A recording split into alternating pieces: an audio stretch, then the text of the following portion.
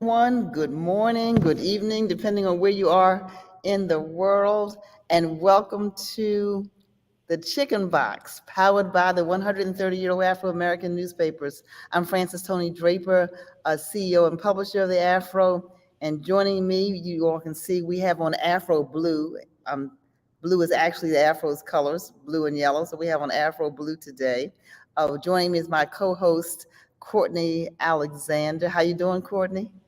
I'm doing well. I am blessed to be here. How are you, Dr. Draper? I'm fine. Now, Courtney, you always give us a weather report and update from Chicago. What is it like in Chicago today? Today it's about 37 degrees and it's very windy outside, so I'm going to be indoors. All right, well, you are in the Windy City, right? Oh, yeah. And so here in Maryland, the weather's pretty mild. Our other co-host, Impeccable, is traveling this week, and so he will not be joining us. But we have a guest, and we are excited. We're going to bring him on in just a few moments. Most of us know, I'm sure all of us know, that on this coming Monday, which would be January the 16th, 2023, Happy New Year to everyone, because I was not on last week. We celebrate, we commemorate the life and the legacy of the Reverend Dr. Martin Luther King Jr. It was a long time coming for this federal holiday, but it is a federal holiday across the United States of America, and we will be celebrating him on Monday. And the Afro, even before it was a federal holiday, we celebrated uh, his birth date, usually with a special edition, and this week is no exception. We have a beautiful special edition dedicated to Dr. King and to those community organizations and community servants who, like Dr. Martin Luther King Jr., worked tirelessly now in 2023 and beyond to make the world a better place. Isn't that good, Courtney? That the legacy Yes, indeed. continues. Dr. King wasn't a one and done. People talk nostalgically about the 1963 March on Washington. We may get into a little bit of that, but we want to talk today in 2023 about those who are doing and the work now. Those are doing the work now. And one of those is our guest for today. And so let me just put this in, go to afro.com and you can read more about him. But Courtney, would you introduce our special guest for today, please? Sure thing. Our guest for today is Matthew Reeds. Matthew is a Christian husband and proud lifetime Baltimorean. He is a alumni of Morgan State University and Baltimore Polytechnic Institute.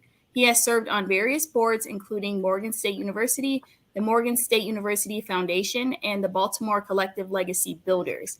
Matthew has become one of Baltimore's rising young adults in the areas of philanthropy, business, and community service. And he also recently was named to HBCU Buzz's top 30 under 30. Wonderful. Welcome, Matthew. We could also say we have on our Morgan Blue. Yes, Morgan. I love Morgan State. We have our Morgan Blue, and Matthew and I met at Morgan, We not as did. students, but both of us served on the university's Board of Regents. Matthew was our student regent, did a fantastic job. When was that, Matthew? Do you remember when you were a Uh, student regent? How long ago was that? 2017, because I graduated. 2017. And Yeah. then, Matthew, you went on to serve on, are you still serving now on the university's foundation board? Yes. I'm still serving on the foundation board. Okay, well help our viewers to understand the difference between the governing board and what you do now. Tell us a little bit more about what you do now. Of course, yeah. So the governing board, when I was a student, is primarily more focused on policy making, and really kind of looking at the university from a more holistic perspective. The foundation is primarily focused on the fundraising efforts of the university.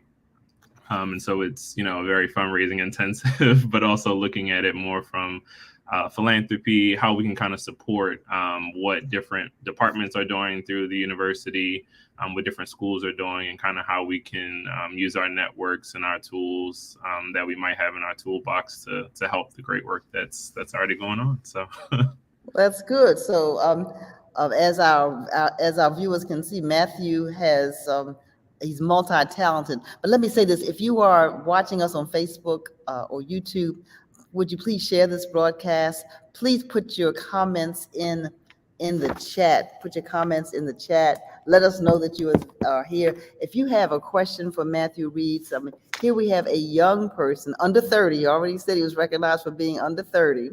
Under 30, who's leading. He's going to tell us about this philanthropic effort, but also serving at a young age on the university's foundation board for Morgan State University.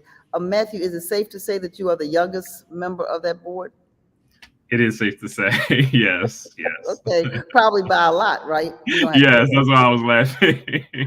so Matthew, that just, I mean, that just begs the question: a young person serving on a foundation board, a young person interested in philanthropy. Tell us a little bit about the cause that really keeps you going and how you got involved in all of this. Of course. So I would say probably definitely at Morgan State. My career definitely did like a shift. I when I first left Morgan, I went to Goldman Sachs. Was very business like minded, and my sister was actually diagnosed with autism a while ago, and so I kind of got into volunteering and kind of in that space. But I had always been kind of interested in policy making and kind of like how decisions are being made, which kind of caused me to apply to be the student regent.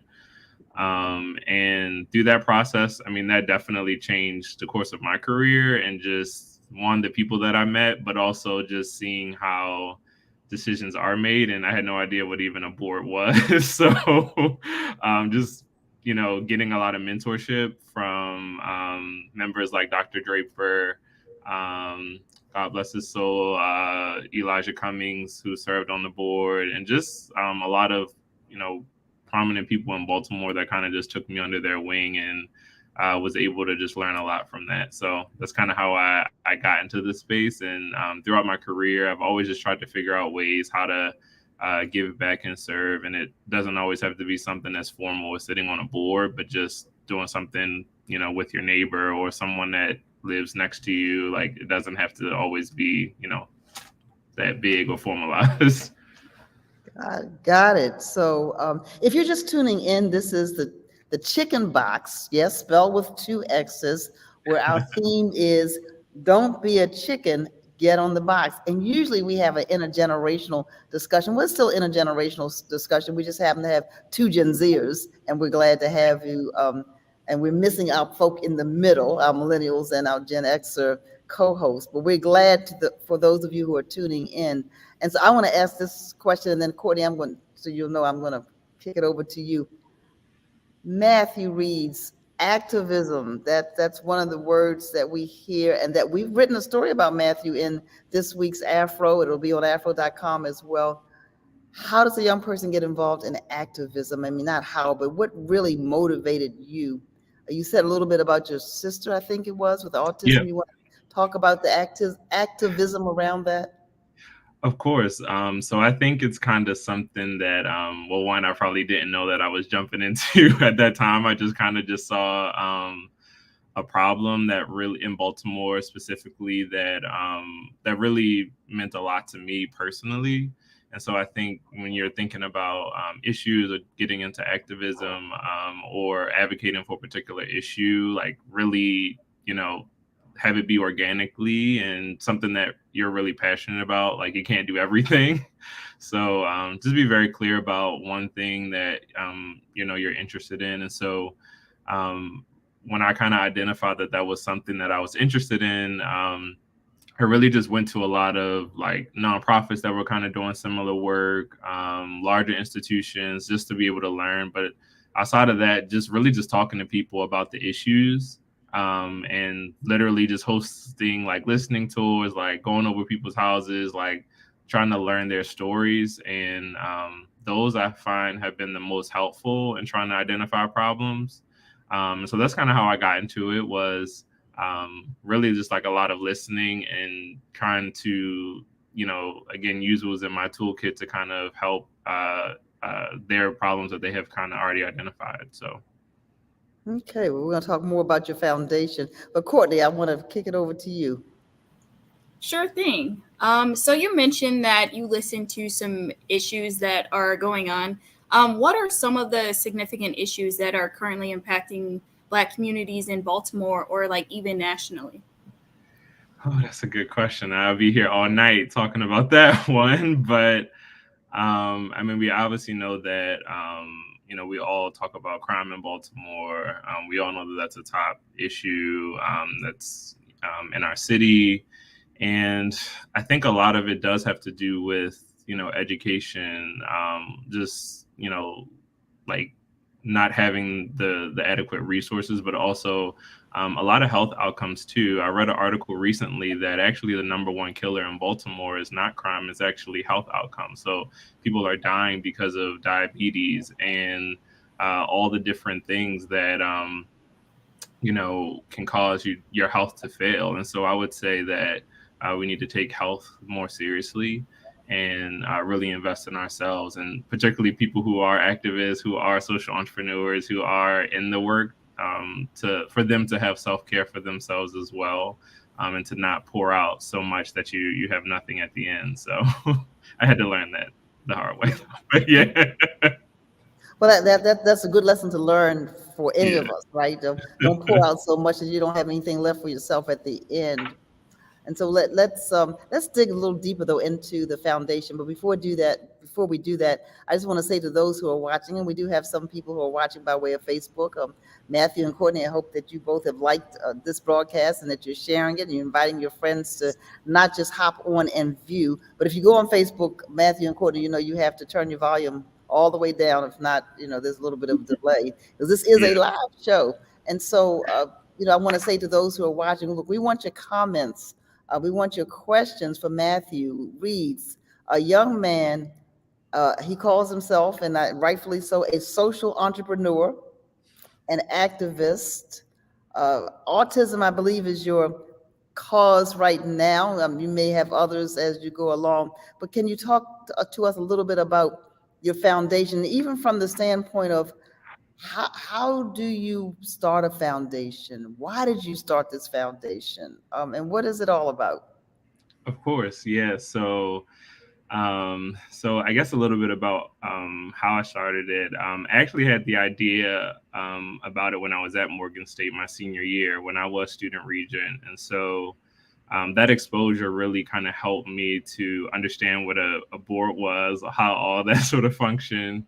And so I had an idea. I didn't really think about developing a nonprofit entity, and really I had tried to work with larger organizations that kind of already existed before kind of starting something of my own. But I definitely realized that there's a lack in the Black community when it comes to just capital, all these different things that I had to learn, fundraising, like, and so I really started it because my sister has autism, and she is Black, and there's a lot of stigma. There's a lack and gap of resources that are available, particularly girls and women who are autistic, and so really trying to develop a platform to help destigmatize that.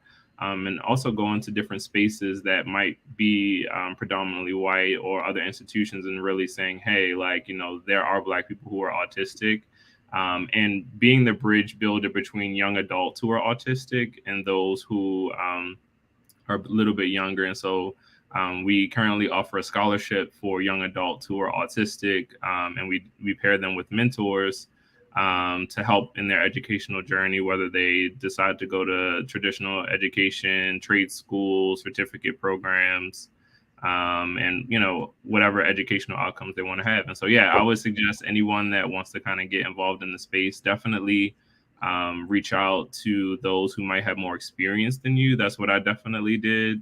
And formed an advisory council of those who might have had 20, 30 years in the game and could kind of, tell me, the do's, don't do's, and how to kind of get out there. And so that really helped me a lot to kind of form a advisory council on the team when I was first kind of starting off. Okay. So is this a full-time, I know it's a full-time passion, but is it a Yeah. full-time, I don't want to call it a job, career path for you? Is it a full-time career path? I would say, yeah, I'm pushing it to where it could be for sure. Definitely full time. I think that I ultimately want to grow it to where, and I think any organization to where it's not just about one person, or one person doesn't have to run it. I think that you should get it to a point and build it to where anyone can run it and anyone can do it. And so that's honestly the point of where I'm trying to build it to, sustainability. And it can't end with me, and it shouldn't end with me, but really building it so that others can lead. And I myself I'm not autistic, so ultimately someone who is autistic should be leading the work. So that's honestly my goal. Oh, okay. Well, that's a good goal. Now, we use that term autistic and autism Yeah. to be almost a catch-all, but there's a spectrum. Can you help Yeah. to educate us a little bit more about what autism is, what it isn't, a little bit? Because, like you said, you have a family member who's autistic, but a lot of Yeah. people do. So, Yeah. so tell us a little bit more about autism. Of course, yeah. So autism, like you said, is a spectrum, and it does show up in different people in different ways. And so that's why a lot of times it's very difficult to get a diagnosis, and doctors do not want to diagnose because it is very difficult to kind of say who does and who doesn't, right? And so because it is a spectrum, anyone could just say, hey, I think I might. And so there have been kind of things that have been developing where people can, have there's a level of testing that's happening. And so I also think that when it comes to autism as well,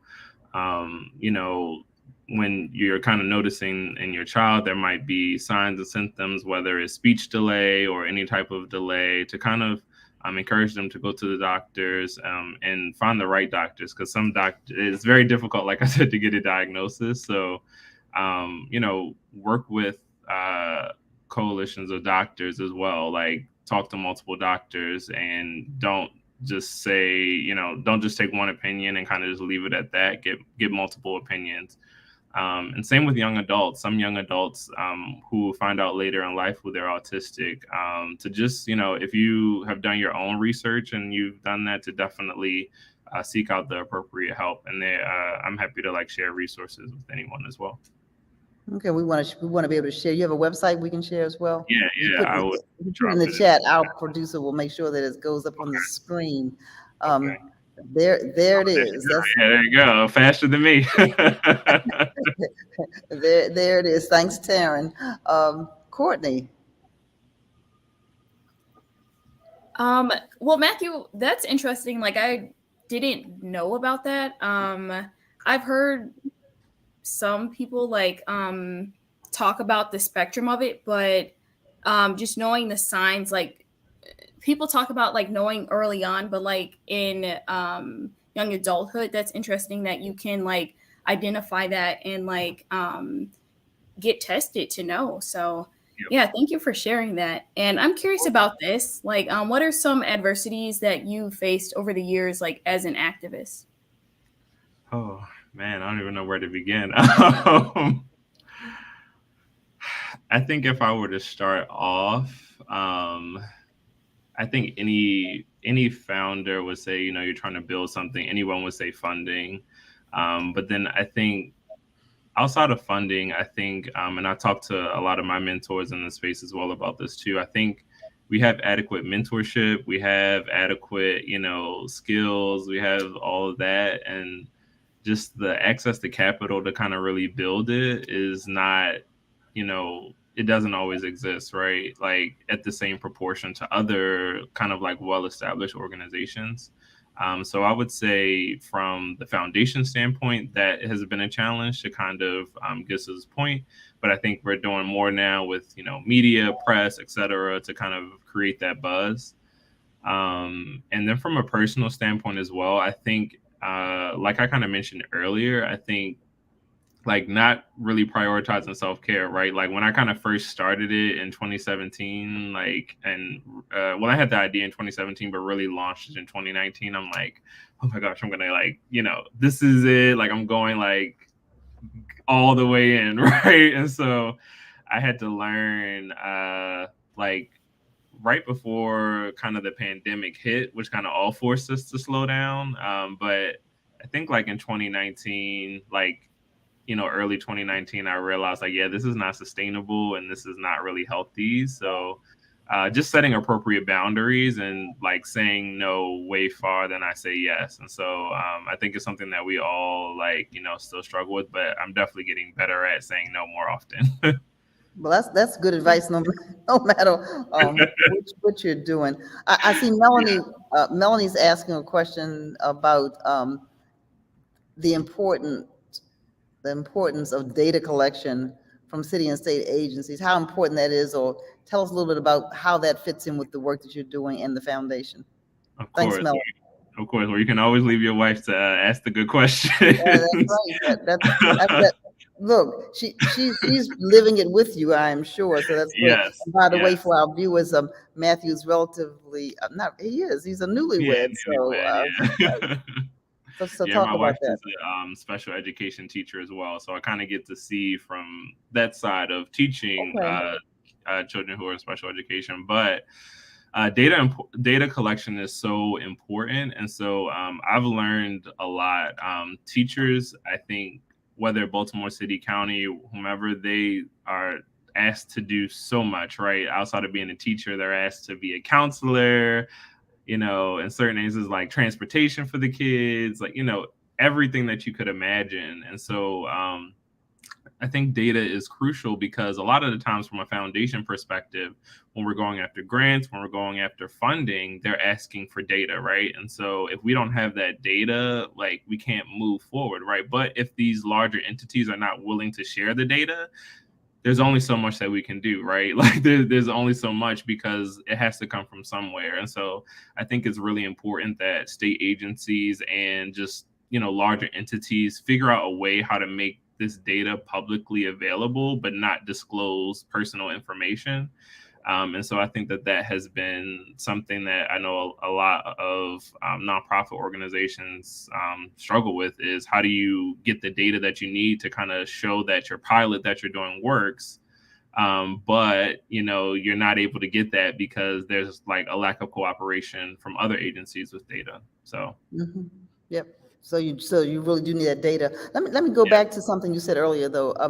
And Courtney hit on it some. You talked about speech delays being maybe one indicator that a young person should be at least looked at as yeah, possible for speech delays. But what else would you say to parents? Because I'm not sure everybody understands about autism. I certainly am not an expert on autism, and your wife's a special education teacher, and sometimes young people get labeled and put into special education programs, and what's going on with them is not met through that program just because it's an incorrect diagnosis, it's an incorrect um, improvement plan. Can you say a little bit though to parents what should parents be looking for and when? of course. No, this is a great question.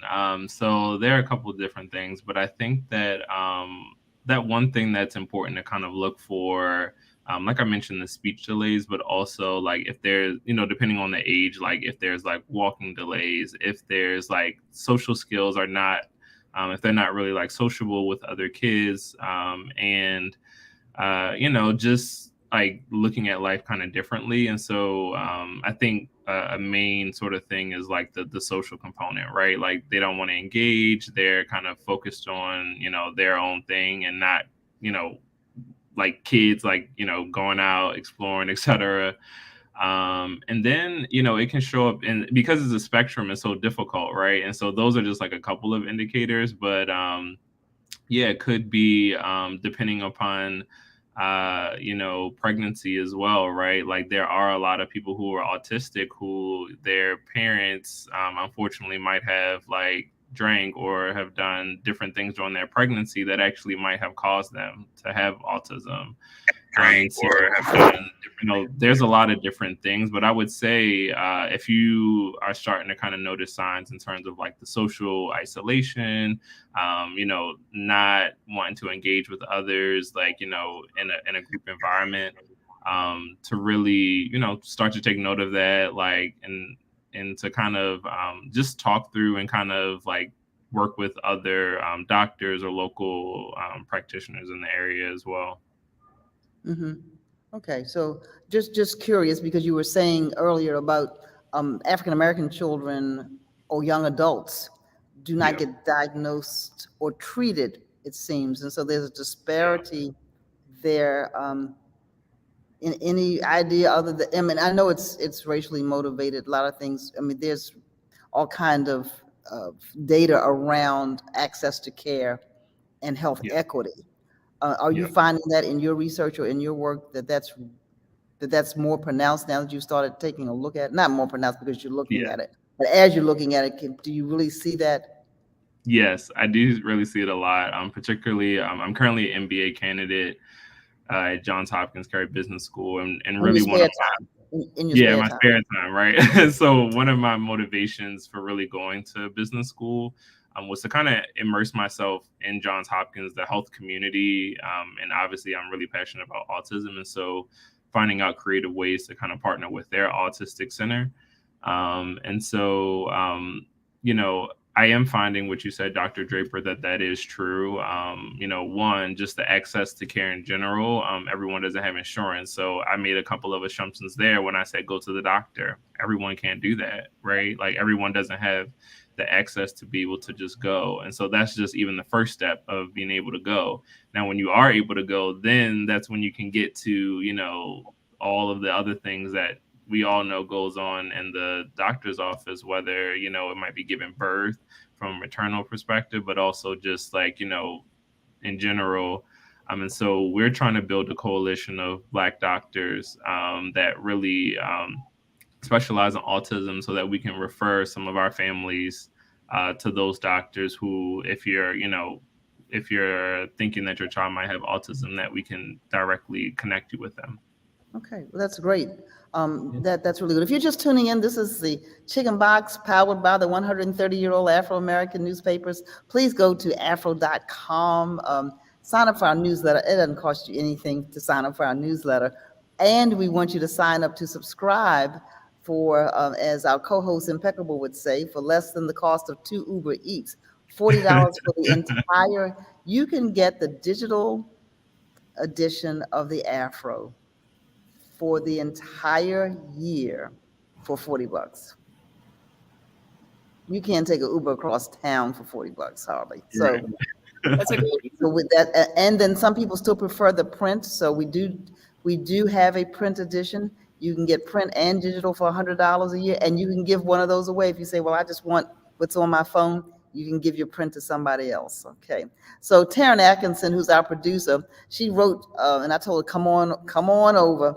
She said she had questions for Matthew. So rather than put them in the chat, we invited Taryn in. But let our viewers know, we really are talking about activism, Black people and activism today. And we have Matthew Reeds, who is an activist, and his cause is autism, right? And he has a foundation around that. So we spent some time talking about autism, but really we're commending you, Matthew, for just at a young age being the activist that you are, especially in this space where I don't hear a lot of people talking about advocating for the rights of autistic children and young adults of African descent. So kudos to you. Taryn, what's your question? Hey there, Matt. So you and I were talking a little bit before the stream started, and some of the things that you said just really resonated with me. So I am a mom. I'm also a stepmom, and my oldest stepchild is autistic. So as a mom, when you told me that your foundation was sort of dedicated to your mom, that really hit me, and I really want to hear a little bit more about that. I do also know, and I would love you to hit on the fact that your mom went through some of her own health issues, and how your foundation also helps with that. Of course, of course. So yeah, what most people don't know is, even though it does have my last name, it's primarily named after my mother, and so really, I really saw a lot that she went through to advocate for my sister. Going through the city school advocacy, all the different advocacy that she really took to get to that point, while she was also suffering from sarcoidosis, which is primarily it affects African American women as well, but it affects the lungs and your breathing. And so we really do a lot in the sarcoidosis space as well, and we're getting a little bit more into that as well. And so actually next week we are hosting Step for Sarcoidosis, which is just a workout event, a community workout event. And we, just bring community members together. We work out and we just talk about sarcoidosis and how it really affects a lot of African American women. And so I really thought it was just admirable that while you're kind of going, while my mother was kind of going through her own health challenges, which forced her to retire early as a city schools teacher, that she took on an additional task to not only adopt the child, but also to advocate for a child who was autistic. And a lot of advocacy work that she does, that she would never get on anything like this, like the Afro or anything, but who really is a change maker. And I think back to your earlier question, Dr. Draper, is that it doesn't always have to be something fancy, right? Like, I think that our generation is always like, oh, I want to be on the board of this, I want to do this. And sometimes, it doesn't require all of that. Like, just do the work and all of that will kind of just come by a product of doing the work. And so I think that my mother is a testament to that, and is kind of what has grounded me in the work that I do. Great. That's a great segue into this, Matthew, because we're talking about your foundation in terms of autism. But I understand that doesn't end with the Reeds Fund, that you are one of three partners behind the new Baltimore Legacy Builders Collective. Yes. Tell us about, and so what I hear you saying is that you're an activist. Autism happens to be one of your passions, but you really are an activist who says, what can I do to make the community better? So tell us about this newer collaborative. Of course. So, of course. So I'm a part of the Baltimore Legacy Builders Collective. And really what this collective aims to do is kind of change the narrative of philanthropy, particularly in general, kind of saying that people will not, or particularly like nonprofits, will not work together to fundraise and work together to do a lot of different things. And so it's really a collective effort to kind of map out all of the existing grants, opportunities, all of the, what's going on in philanthropy in Baltimore, who do we need to connect with, and really a space to kind of help elevate conversation as well around Black social entrepreneurs who are in the space, and just a support system as well. And so, it's been a great experience to learn from those social entrepreneurs who might be further along in their venture, but then also from newer like organizations who are still like learning the game, learning the philanthropy game, and I've learned a lot from it. So. Yes. So I love what you said about your generation and the passion around activism and just getting involved. Courtney, what are you seeing? You're in the same generation as Matthew. Are you seeing something similar in Chicago and the spaces where you are? Yeah, I'm going to say with Gen Z, I remember a few days ago, we were like discussing this, how Gen Z really stepped up with activism. Especially like during the time of the protests in 2020, like we really stepped up and we were out there protesting. We were spreading the word. So I definitely say like we're trying to make significant changes. Well, good. Anything that you're passionate about as well, Courtney? I mentioned it a lot, but I still see a lot of stories about like police brutality. That is something that I really want to help like make a change on and spread the word of it. It's unfortunate that it's still happening. Like I just saw a story on it yesterday and it's upsetting and it needs to end. And gun violence in general, like especially in the Chicagoland area, like every day I turn on the news or like I read an article, it's always about a shooting. So that's something that I want to see change. Okay, and I think we would say the same thing in this DMV area where we are. We see a lot of that as well. So activism around that. And so I mentioned that this week's Afro, and I'm referring to it as this week's Afro, but the stories will be broken up all over social media. We have nearly 750,000 followers on Facebook. Maybe I should say Meta, as well as a huge following on IG and Twitter, LinkedIn. And so we also want to invite our viewers, please like us, please follow us. And we want your story ideas. We want your story ideas so that we can highlight you as we're doing Matthew. And Matthew, on the same page where your story is in the print edition this week, there's a young man who's 12 years old who his activism is through his preaching. I love it. Wow, that's amazing. I need to read that. I need some Right. tips from him. Right. He's Master Hilton Rawls III, and the headline says he inspires the masses with his spirit. He is so accepted that he sits around the table as a young man with some of the senior pastors, and I'm trying to see where he is, but he's only 12 years old. He's only 12 years old. And so we have a young man right there on the same page where we are spotlighting him as a youth and spotlighting you, Matthew Reeds, as a change agent, young adult change agent. And so we are proud of the work that you are doing. You're doing. And so Matthew, you gave us some advice. You said, don't burn yourself out. Make sure you have some advisors around you. How have you been able to handle, I know you handle the yes as well, but how about the people that you go to and say, nope, sorry, we're not donating? Yeah. Who are your prospects, and what are some of the reasons that you get for why people won't support this great cause? Oh, that's a good question.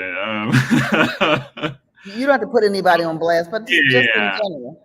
Yeah, I think in general, so I would say in general, to say no a lot. I mean, I think just in my personal life as well, just when I say, well, on the flip side, when I say yes to someone, I'm saying no to someone else, right? And so that's the thing, right? Is like, how do you kind of balance that thing? And so I think I had to get to a place of like really understanding like what my priorities are, even outside of this work, right? Like outside of this work, my wife, like my church, like, those sorts of things are like, that's gonna supersede, like, right? Like that's gonna supersede the work by far. But I think when it comes to the work, more specifically when it comes to donors and things like that, most donors want to see a track record, right? And so the challenge with that, right, is like, how can you really get the track record if you don't have the funds to pilot the track record, right? And so I think it's like advocating for the pilot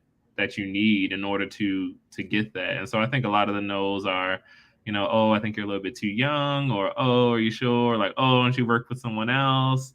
And so I think, earlier on kind of getting those no's, but I think, once you get the no's, once you get one good yes, right? Like we got a yes from the Annie Casey Foundation, and I'll put them out there.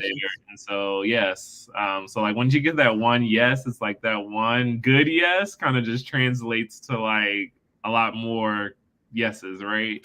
And I think just as an entrepreneur, and I mean, Dr. Draper, this as well, and other people on the call, leading the Afro and all these different things is like, I view a no as just like a not right now, right? Like some of the things that I've gotten no's for have been yeses like 2 years down the line. And so just not really taking it personally and using it as an opportunity to say, okay, yeah, I could have done that much better. Yeah, I probably shouldn't have done that. Or really taking the feedback to heart and not taking it personally and saying, hey, like this, yeah, I could have done that proposal much better. Maybe next time I won't wait until the day before. We've all done it. Come on. Like, that's right. That's exactly right. And I want to say this because you won't say this about yourself, but that same smile and that same positive attitude that Matthew has on this show today is the same smile and positive attitude that he's had ever since I've known him.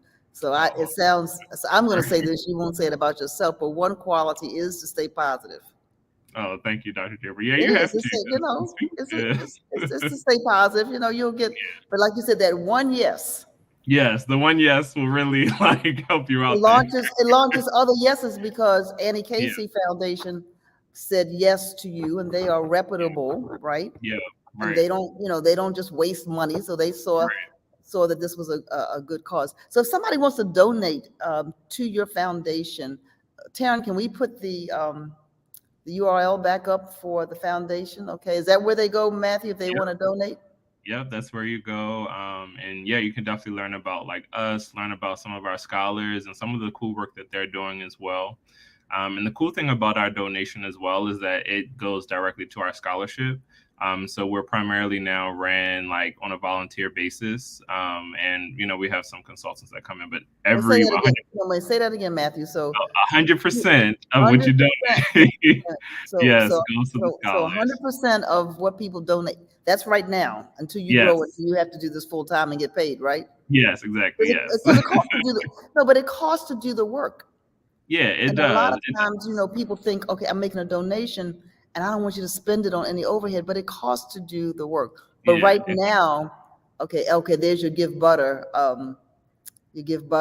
fund as well, right? And so yeah, something there like is. Give Butter, you want people to also sign up to pay the fee, so the fee doesn't get deducted from the donation, right? Exactly. Very true. Yeah. So, yeah, ultimately that is the goal, Dr. Draper. I think different like fellowships, I think it's a great time for social entrepreneurs because like when people donate, like we can still get paid from other avenues, right? Different fellowships that are launching throughout Baltimore. The world is just opening up to where like, you can still like do well for yourself, but also do well and for the community. So I'm glad to see that it is opening up because a lot of the time social entrepreneurs will struggle when you don't have to, right? There's a lot of opportunities, there's a lot of fellowships and things out there. So Okay, so those who are tuning in, we're almost at the point where we're going to have our closing remarks, but we want to thank you for tuning in today for this very interesting conversation with Matthew Reeds, who, in the name of your foundation, tell us your name of your foundation. yeah, so the name of the fund is called the Reeds Fund. The Reeds Fund. Okay, so we can remember that. And I'm going to ask you to tell us this, and then we're going to spend the last few minutes just getting on the box. So, Taryn, since you jumped into the space, be prepared. I'm going to call on you first to get on the box. But tell us about April. Tell us what you have upcoming in April. Of course. So April is a big month for us. So April is National Autism Awareness Month, and it's also National Sarcoidosis Awareness Month. So, I think starting the fund, it was a great sort of thing for us to focus on autism and sarcoidosis because both of their months are in the month of April. And so we try to do that. And so April, we're hosting Artists for Autism in Baltimore that we host every year. And we highlight young adults, and not just young adults, but also children as well, and the overall community about autism. But we display different artwork, their artwork, different performances in the community, and we bring everyone together. Now we can do that. COVID is still here, but not as detrimental. And so, yeah, we're hosting it the end of April. And so, yeah, if you follow us on the Reeds Fund and sign up on our newsletter list, you will get all of our information and all the dates when it's finalized. So, yeah, we're excited. All right, so we hope that April 22nd is not your date. That's the Afro's High Tea date. But if it is, I don't think that's the date. If it is, it won't be the date then. I'm just teasing you. I'm just teasing you. Yeah. There are lots of dates. I mean, lots of things that'll be going on at the same time. So, Artists for Autism, correct? Yep, there you go. Yep. So inviting all the art community and anyone else who wants to come as well. Okay, and people will buy tickets to this, and all the money will go to the fund to provide scholarships for those who are mentoring or in need of services because they are managing autism, right? I Yep. don't know if I said that correctly, but Yep. you'll help me if it's not politically Yeah, no, correct. you did well. You did well, Dr. Okay. Draper. Before we get on the chicken box, we actually have a great question from one of our subscribers. It says, what are some long-term goals you have for the foundation? Oh, that's great. That's really great. So Think big, Matthew. Think big. So really big. I really want to kind of start a school in Baltimore that's focused on young adults who are autistic. I think that a lot of the times, in certain classrooms and certain systems, it's kind of difficult to kind of give specialized need. And so I think that could be really beneficial in Baltimore to kind of create launch a summer camp, but kind of build that into some form of education, whether that's a school or some sort of larger entity for those who are autistic. So I would say that's the really long-term goal there. But yeah. That's a great long-term goal. Thank you for sharing that with us. Thank you to everyone who's tuned in today for the chicken boxes. We've had what I think is a really interesting conversation with a young social entrepreneur, Matthew Reeds, who heads up the Reeds Fund. Autism and sarcoidosis are their foci, I guess, right now, but because he's an activist, he's looking for other spaces to raise money to make a difference in people's lives. And so having said that, I'm going to now move to what we call the hot grease segment of the chicken box. Now, you all know, I didn't say this earlier. If you're from Baltimore, you know that a chicken box is 4 wings and a fry, right? In a greasy box. Sometimes the box is red and white. Well, it with big marks on the top. Salt, pepper, ketchup, debatable. Hot sauce, maybe. And so we say, don't be a chicken. Get on the box. Speak your truth. And so Taryn, and Matthew, so we're going to give you the last word. So Taryn, you have a minute or so to get on the box, really about anything you want to talk about. You can talk about what we've been talking about, or you can introduce a whole new topic while you're on the box. But it's your turn. This is a subject close to my heart, as I already said. I have a stepson with autism, and I myself am neurodivergent. My daughter is as well. We have ADHD, so similar kind of idea or thought pattern sometimes as autism. So I know for myself as a woman, a lot of the data, not just when it comes to mental health, but just medicine in general, is geared towards and taken from studies of white men. Yeah. So I'm just, I guess my thing I'm going to preach about on the chicken box today is just hoping that in the future, we'll continue to open up new studies for people of color, for women, for children, for different areas and groups, so that we can really collect the data that we need to get these diagnoses quicker and younger. And there was a thing that said, oh, people didn't used to be left-handed before 1900 or whatever, but it was just that there wasn't things for left-handed people. There wasn't left-handed scissors, there wasn't left-handed anything, so people were ambidextrous or whatnot. And as soon as things started being made for left-handed people, you saw that instance go up. And it's been very similar with autism, is that you're seeing the diagnoses become more prevalent, and it's not that there's more people with autism, it's just that things are easier and more accessible for them. So that's my chicken box. I'm preaching for more access to medical truths instead of just studies on white men. So thank you, Taryn. And Taryn's also our producer of Chicken Box, and so we're glad. Thank you, Taryn. Courtney Alexander, you're on the box. Matthew, I want to start by saying thank you so much for joining us today. I feel like you have provided the audience with some informative information, and I think your foundation is doing a great thing.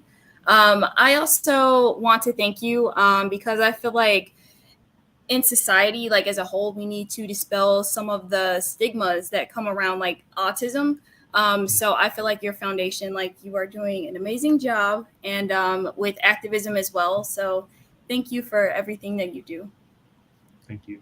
All right, now I'm going to jump on the box a little bit and add to what both Taryn and Courtney said. Thank you, Matthew, for what you're doing in this space. Thank you for setting an example, not just for other young people, but for people who are no longer as young as you and Courtney are, to say that social activism is alive and well. We did see it following George Floyd, but sometimes that's a flash in the pan. Something happens, people respond. It's like everybody ran back to church after 9/11. I mean, churches were packed, and now people are begging folk, all right, come up from behind your screens and get back to whatever your faith tradition was. If you don't have one, find one. So we are just. I'm really ecstatic that this is not a flash in the pan, a one and done, something that just makes me feel good for a moment, but it's something that you are committed to long term. And I love the fact that you're thinking broader than one issue, that you're thinking about activism. And it sounds like you have a heart for young people and for children, young adults as well. And so that's a great thing. And I love your quote in our article. I want to just read that. Matthew writes, and we're quoting him. I hope we're quoting you accurately, Matthew. It says, he says, I think anyone can really be a change maker. And that doesn't necessarily have to be some fancy title, school, or position or whatever. I think change agents are the people who live a life of service and gratitude to others. Matthew Reeds, that was your quote. And so you are a true testament to what can be done. My grandmother used to say, did your grandmother say, where there's a will, there's a way? Anybody understand? Yes. So if you said, well, no, I don't think that can happen, she would say, oh, no, that where there's a will, there is a way. And you have proven that where there is a will, a lot of the times, I'm on the box, y'all, so I can talk for a minute. So a lot of the times things don't get solved because there's no will. Yeah. The crime problem does not get solved because we talk about wanting it done, but there is no political will. Because when we really want to do something as people, if we're honest about it, when we really want to see a result, we move mountains to get it done. People drove to California when Southwest canceled their flight. I'm telling you, when we want to do something, we find a way to do it. When we want to buy something, if we got to save a quarter a week, $1 a week, $5 a month, we find a way to do it. And so there's nothing that's impossible. There's nothing that's too hard. And you have shown us this.